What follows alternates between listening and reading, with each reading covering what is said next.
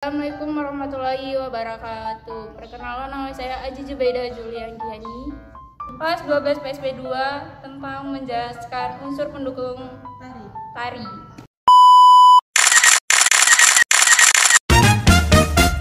Pendukung tari. Seperti yang kita ketahui bahwa unsur utama dalam tari adalah gerak. Gerak yang dilakukan oleh penari akan lebih mudah tersampaikan kepada penonton apabila diimbangi dengan unsur-unsur lain yang mendukung. Unsur pendukung dalam tari meliputi iringan, tata rias, tata busana, properti, dan tata panggung. Iringan tari merupakan sebuah karya musik yang berbentuk musik instrumental, musik vokal, dan musik campuran, dan digunakan untuk mengiringi gerak dalam tari dan mendukung pesan atau ekspresi yang ingin disampaikan penari. Fungsi iringan tari yaitu sebagai pengiring tari, sebagai pemberi suasana, sebagai ilustrasi atau pengantar tari. Tari terbagi menjadi dua, yaitu iringan internal dan eksternal. Iringan internal adalah iringan yang bersumber dari dalam diri penari yang timbul karena gerakan penari itu sendiri. Iringan internal dapat bersumber dari tepukan tangan, hentakan kaki, tangan yang menepuk paha, atau anggota badan yang lain, serta teriakan atau suara penari itu sendiri. Contoh tari yang menggunakan iringan internal yaitu tari saman menggunakan suara penari dan tepukan tangan penari. Tari kecak menggunakan suara penari.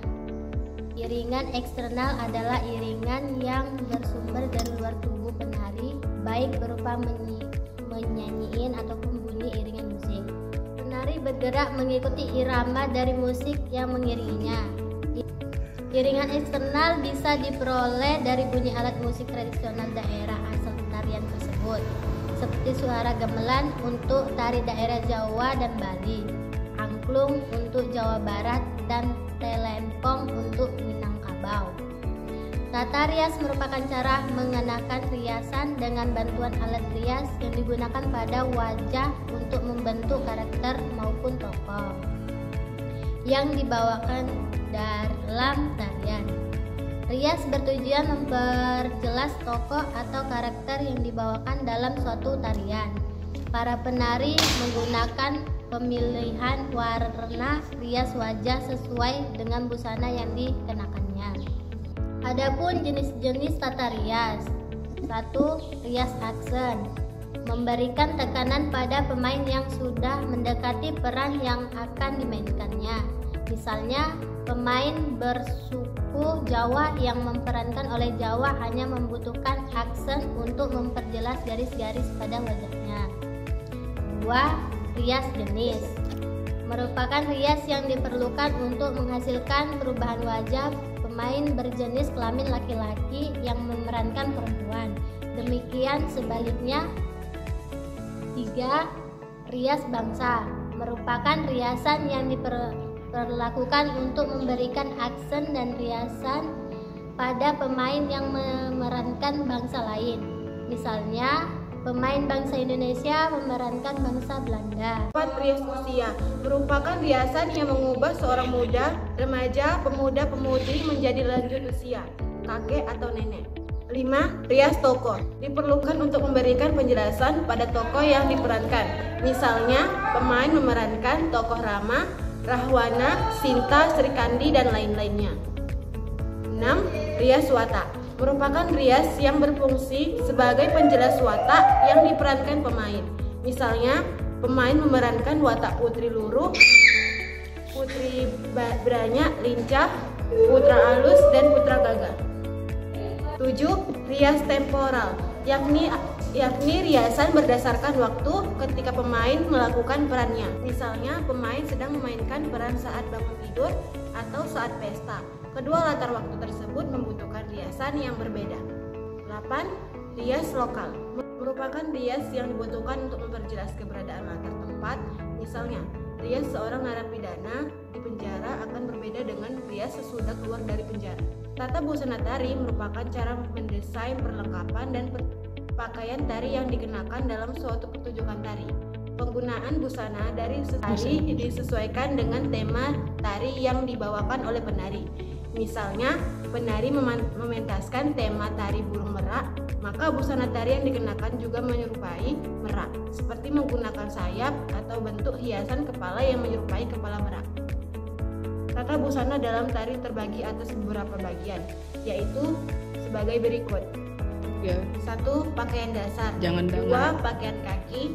3. Pakaian tubuh, pakaian kepala, dan aksesoris. Properti merupakan segala peralatan yang digunakan untuk menari. Penggunaan properti tari disesuaikan dengan tema, jenis, dan fungsinya.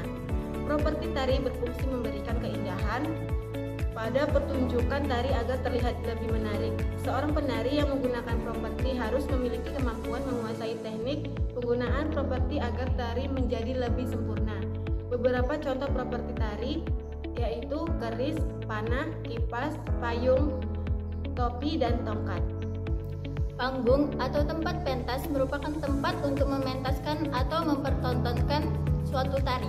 Pada dasarnya, semua tempat dapat dijadikan sebagai tempat untuk pementasan. Namun, ada beberapa tarian yang hanya dipentaskan di keraton atau istana, seperti tari bedahaya dan tari lawung.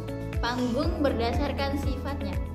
1. Panggung permanen, yaitu bangunan yang dibangun untuk tempat pertunjukan. Misalnya, gedung kesenian atau gedung pertemuan yang dilengkapi panggung permanen. 2. Panggung semi permanen, yaitu bangunan sementara yang digunakan untuk pementasan. Bangunan ini biasanya siap digunakan untuk dibongkar dan terbuat dari bahan kayu atau bambu, seng, dan sebagainya. 3. Panggung non permanen, yaitu tempat pertunjukan yang langsung dibongkar setelah pementasan. Panggung berdasarkan bentuknya. 1. Panggung tertutup, yaitu panggung yang ada di dalam ruangan atau gedung.